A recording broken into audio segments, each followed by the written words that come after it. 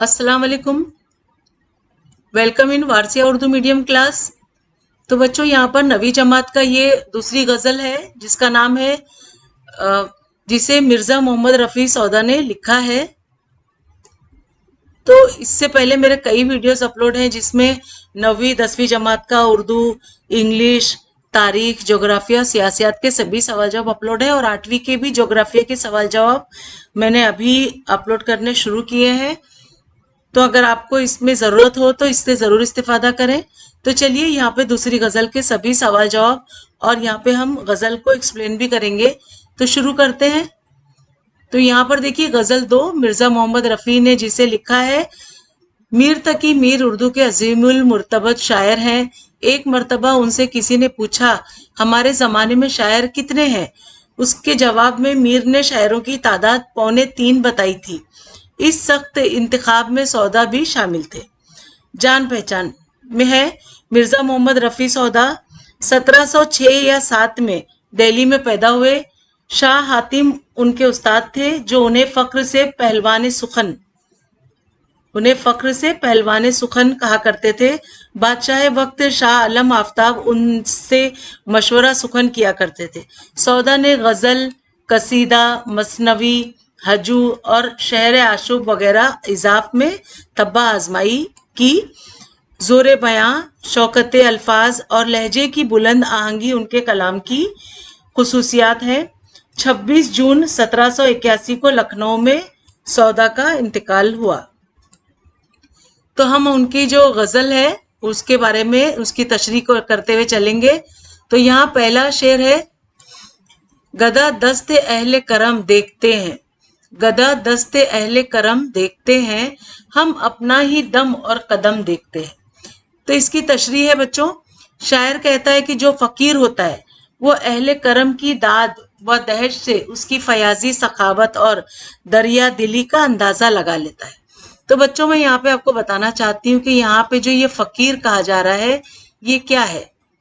ये फकीर नहीं है जो हमसे आके मांगा करता है और हम उसे कुछ खाने पीने या पैसों की मदद करते हैं। यहाँ पे इस फकीर की बात नहीं हो रही।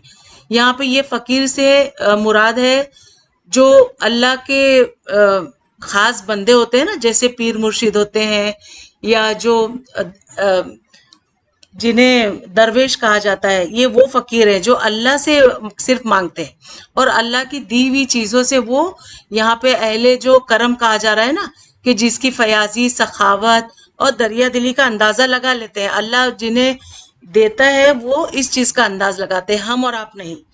तो ये यहाँ पे फकीर से मुराद पीर मुर्शिद या दरवेश वगैरह होते हैं जो कि एक जैसे बोलते हैं ना धर्म की चीजों से जुड़े रहते हैं। मांगने वाले फकीर नहीं होते, ये अल्लाह के खास बंदे होते हैं। तो आगे हम चलते हैं।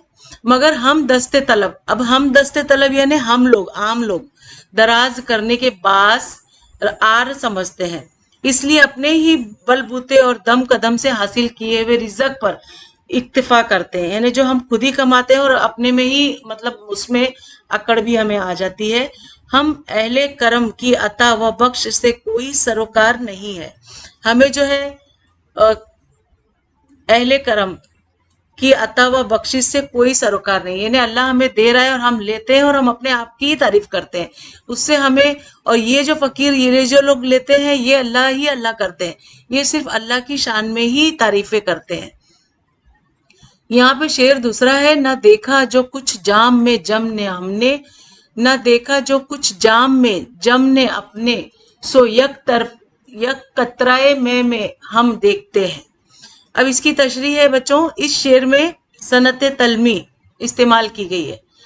अब जम और जमशेद का मुख्तलिफ है। जमशेद ईरान का मशहूर बादशाह हो गुजरा है। कहते हैं कि उसके पास एक प्याला यानी जाम था जिसमें वो दुनिया के हालात देखा करता था।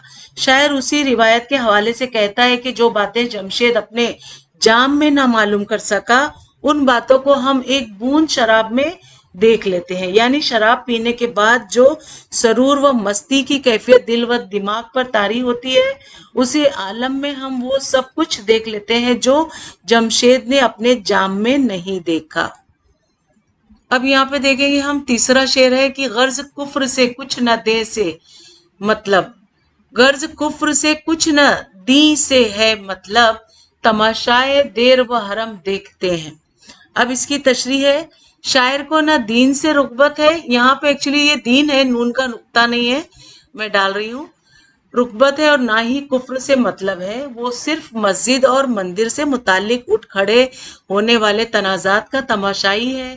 دراصل وہ یہ کہنا چاہتا ہے کہ مسجد و مندر میں مقدس مقامات ہیں جہاں لوگ اللہ اور ایشور کی عبادت کر کے ان کی خوشنودی حاصل کرنا چاہتے ہیں، پھر یہ عابد اور پجاری باہمی منافرت پھیلا کر فرقہ واریت کو کیوں ہوا دیتے ہیں اور کیوں روئے زمین پر فسادات برپا کرتے ہیں۔ جو دین و مذہب کے سچے پیروکار ہوتے ہیں وہ اپنے اپنے مذاہب کے اصولوں پر کاربند ہوتے ہیں، ان کی عبادت اور بھکتی میں خلوص ہوتا ہے، یعنی سچائی ہوتی ہے، وہ صرف عرفان ذات الہی کی مطمئنی ہوتے ہیں۔ اس لیے شاعر کہتا ہے کہ اسے نہ کفر سے غرض ہے اور نہ ہی دین سے مطلب ہے، وہ صرف دیر و حرم کے تماشے دیکھ کر نسل آدم کی تنگ نظری اور کوتاہی ذہنی پر افسوس ملتا ہے۔ چوتھا یہاں پہ ہم شعر دیکھیں گے، حباب لبے جوں ہے اے باغباں ہم، حباب لبے جوں ہے اے باغباں ہم، چمن کو تیرے کوئی دم پہ دیکھتے ہیں۔ تشریح ہے اس کی، اس شعر میں شاعر نے زندگی کے بے ثباتی اور ناپائیداری میں پر افسوس کا اظہار کیا ہے۔ وہ کہتا ہے کہ انسان کی زندگی نہر کے کنارے ابھرنے والے پانی کے بلبلے سے زیادہ اہمیت نہیں رکھتی۔ یہاں پر جو یہ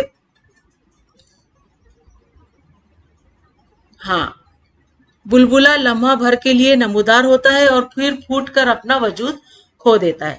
شاعر باغباں سے مراد اللہ تعالیٰ سے مخاطب ہو کر کہتا ہے کہ اے باغباں ہم حباب لب جوں، یہاں پہ دیکھیے ہم حباب لب جوں کا مطلب یہی ہوتا ہے کہ نہر کے کنارے ابھرنے والے پانی کے بلبلے، یہ اس کا مطلب ہے، جو تیرے چمن کو یعنی تیری دنیا کو دم بھر کے لیے دیکھتے ہیں اور فنا ہو جاتے ہیں۔ اب یہاں پہ دیکھیے شعر پانچواں ہے کہ خدا دشمنوں کو نہ وہ کچھ دکھاوے، خدا دشمنوں کو نہ وہ کچھ دکھاوے جو کچھ دوست اپنے سے ہم دیکھتے ہیں۔ تو اس کی تشریح ہے کہ شاعر مصائب و آلام کا مارا ہوا ہے، اس نے بہت برے دن دیکھے ہیں اور وہ نہیں چاہتا کہ کوئی اور بھی اس طرح کے حالات کا شکار ہو، اس لیے وہ اپنے دوست کو مخاطب کرتے ہوئے کہتا ہے کہ اے دوست، ہم نے جو مصیبتیں اٹھائی ہیں اور زمانے کی جو سختیاں جھیلی ہیں ان سے ہمارے دشمن بھی محفوظ رہیں اور خدا کرے ایسا برا وقت وہ نہ دیکھیں۔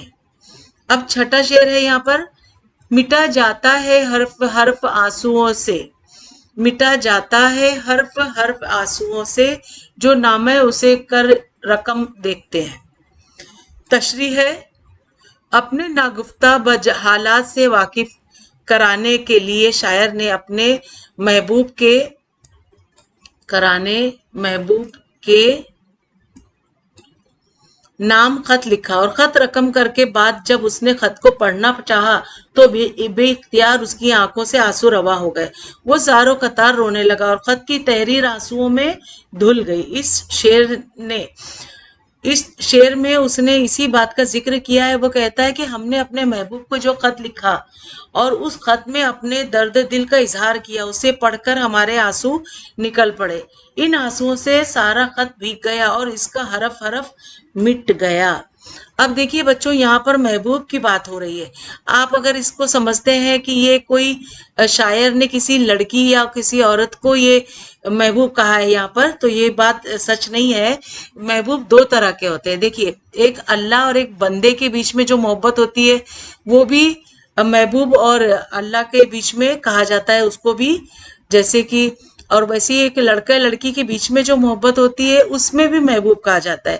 لیکن یہاں پر جو شاعر اپنی تکلیف کی بات کہہ رہا ہے وہ مجھے لگتا ہے کہ وہ اپنے اللہ سے مخاطب ہو کر اسی کو محبوب کہہ کے یہاں پہ وہ لکھ رہا ہے۔ جیسے کہ دو طرح کی محبت کا ذکر شاعر اکثر کرتے ہیں، ایک وہ جو بندہ اور اللہ کے بیچ میں ہوتی ہے اور دوسری ایک لڑکا لڑکی کے بیچ میں ہوتی ہے۔ تو یہاں پر جو بات ہو رہی ہے وہ مجھے لگتا ہے وہ اپنے اللہ کو یاد کرتے ہوئے شاعر کہہ رہا ہے اور اپنی تکلیف کو ان سے لکھ کر بانٹ رہا ہے۔ اب اگلا شعر ہے یہاں پر، مگر تجھ سے رنجیدہ خاطر ہے سودا، مگر تجھ سے رنجیدہ خاطر ہے سودا، اسے تیرے کوچے میں کم دیکھتے ہیں۔ اب دیکھو تشریح ہے کہ شاعر اپنے محبوب کی کسی بات پر ناراض ہے اور اس ناراضگی کے سبب اس نے محبوب سے ملنا جلنا بند کر دیا ہے۔ وہ کہتا ہے کہ شاید سودا اپنے محبوب سے رنجیدہ خاطر ہے، اس لیے وہ محبوب کی گلی میں کم دکھائی دیتا ہے۔ اب یہ گلی کوچا وہ محبوب کی گلیوں والا مت سوچیے، یہ عبادت کی راہ ہے جو گلی کے نام سے کہا جا رہا ہے۔ اب یہاں پہ درسی کتاب کے سوالات شروع ہو گئے بچوں، تو نیچے دیے ہوئے لفظوں کے متضاد الفاظ غزل میں تلاش کر کے لکھیے۔ تو یہاں پہ دیکھیے الف اور بے میں مناسب جوڑیاں دی گئی ہیں۔ تو الف میں دیا ہے اہل کرم اسلام دیر دوست، بے میں دیا گیا ہے کفر دشمن گدھا حرم۔ تو پہلے کی جوڑی ہم نے یہاں لگا دی ہے، اہل کرم کے ساتھ گدھا، اسلام کے ساتھ کفر، تیسرے میں دیر کے سامنے حرم اور دوست کے سامنے دشمن۔ تو یہ چاروں ہو گئے۔ اگلا سوال ہے مگر تجھ سے رنجیدہ خاطر ہے سودا، اسے تیرے کوچے میں کم دیکھتے ہیں۔ یہ شعر ہے، یہ مطلع کے مقطع کیا ہے؟ تو جواب ہے یہ شعر مقطع ہے، یعنی یہ بے کا جواب جو ہے وہ صحیح ہے۔ اب اگلا سوال ہے کرم، قدم، ہم، حرم، دم، رقم، کم۔ غزل میں یہ قافیے آئے ہیں، 2 نئے قافیے لکھیے۔ تو جواب میں نئے قافیے ہیں ستم، جنم، نم، غم۔ اب یہاں پر اشعار کی تشریح کرنے کو کہہ رہا ہے شاعر، خدا دشمنوں کو نہ وہ کچھ دکھاوے جو کچھ دوست اپنے سے ہم دیکھتے ہیں۔ تو اس کی تشریح ہے شاعر مصائب عالم کا مارا ہوا ہے، اس نے بہت برے دن دیکھے ہیں اور وہ نہیں چاہتا کہ کوئی اور بھی اس طرح کے حالات کا شکار ہو، اس لیے وہ اپنے دوست کو مخاطب کرتے ہوئے کہتا ہے کہ اے دوست، ہم نے جو مصیبتیں اٹھائی ہیں اور زمانے کی سختیاں جھیلی ہیں ان سے ہمارے دشمن بھی محفوظ رہیں اور خدا کرے ایسا برا وقت وہ نہ دیکھے۔ اب اشعار کی تشریح یہاں بھی کرنا ہے۔ دوسرا شعر ہے غرض کفر سے کچھ نہ دے دین سے ہے مطلب، یہ دین ہے یہاں پر، تماشائے دیر و حرم دیکھتے ہیں۔ تشریح ہے شاعر کو نہ دین سے رغبت ہے اور نہ ہی کفر سے مطلب ہے، وہ صرف مسجد اور مندر سے متعلق اٹھ کھڑے ہوئے تنازعات کا تماشائی ہے۔ دراصل وہ کہنا چاہتا ہے کہ مسجد و مندر وہ مقدس مقامات ہیں جہاں لوگ اللہ اور ایشور کی عبادت کر کے ان کی خوشنودی حاصل کرنا چاہتے ہیں، پھر یہ عابد اور پجاری باہمی مفارت پھیلا کر فرقہ واریت کو کیوں ہوا دیتے ہیں۔ اب یہاں پہ اگلا سوال ہے برائے جمالیات شعری ہے، لطافت احساس حباب لب جو ہیں اے باغباں ہم چمن کو تیرے کوئی دم دیکھتے ہیں۔ اب اس شعر میں شاعر نے جس لطیف احساس کو سمویا ہے اسے اجاگر کیجیے۔ تو جواب ہے شاعر نے ناپائیدار اور عارضی زندگی کے لیے حباب لب جو، یہ دیکھیے ابھی میں نے آپ کو اس کا مطلب بتایا تھا کہ اس کا استعارہ استعمال کیا ہے، بہتری شعرا نے زندگی کو پانی کے بلبلے سے تعبیر کیا ہے، مگر نہر کے کنارے ابھرنے والے بلبلے کا استعارہ استعمال کر کے شاعر نے اس میں ایک لطیف احساس سمو دیا ہے۔ نہر کے کنارے پل بھر کے لیے بلبلا ابھرتا ہے اور مٹ جاتا ہے، بس انسان کی زندگی بھی ایسے ہی ناپائیدار ہوتی ہے، اس مختصر سی زندگی میں وہ دنیا کو سرسری طور پر دیکھتا ہے اور گزر جاتا ہے۔ اسی طرح اللہ تعالیٰ کے لیے باغباں اور اسی مناسبت سے دنیا کے لیے چمن کا استعارہ استعمال کر کے اس نے شعر کی معنویت کو بڑھا دیا ہے۔ اب یہاں پہ شعر کے اس نے معنی بتانا ہے۔ تو مٹا جائے ہے حرف آنسوؤں سے جو نامہ اسے رکھ کر رقم دیکھتے ہیں۔ اس شعر میں معنی و مطلب کا جو حسن ہے اسے واضح کیجیے۔ تو جواب ہے شاعر کہتا ہے کہ اس نے جو نامہ اپنے محبوب کے نام رقم کیا تھا اس میں اس نے اپنے درد دل کو چھپایا تھا، اس لیے اسے دیکھنے پر اس کی آنکھوں سے اس قدر آنسو بہہ نکلے کہ ان کے ٹپکنے سے خط کی تحریر دھندلا گئی اور حرف حرف مٹتا دکھائی دینے لگا۔ اب یہاں پر اگلا سوال ہے کہ زندگی مختصر اور ناپائیدار ہے، اس مفہوم کو ادا کرنے والا شعر لکھیے۔ تو جواب ہے یہاں پر حباب لب جو ہے اسے باغباں ہم چمن کو تیرے کوئی دم دیکھتے ہیں۔ اگلا ہے یہاں پر خودداری اور خود اعتمادی کو ظاہر کرنے والا شعر۔ تو جواب گدا دستے اہل کرم دیکھتے ہیں ہم اپنا ہی دم اور قدم دیکھتے ہیں۔ اب یہاں پر سودا کی غزل میں تلمی کا شعر تلاش کیجیے۔ تو جواب ہے تلمی کا شعر، نہ دیکھا جو کچھ جام میں جم نے اپنے سو یک कतरे में हम देखते हैं। अभी हमने इसका मानी देखा था।